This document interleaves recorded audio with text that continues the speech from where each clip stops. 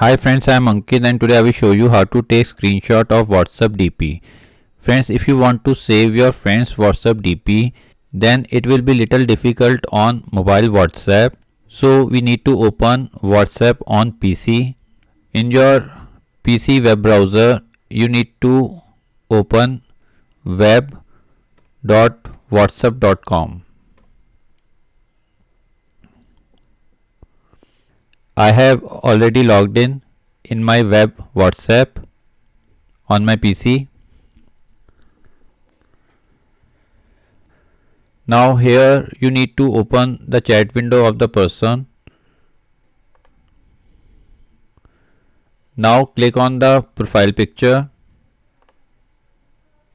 Now again click on the profile picture. Now after opening the image, you can press on print screen on your keyboard, or you can use Spring tool to take screenshot of the image.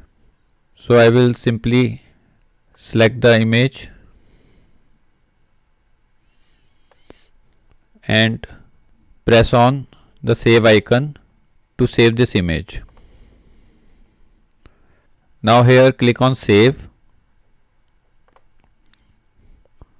Now my image is saved on desktop.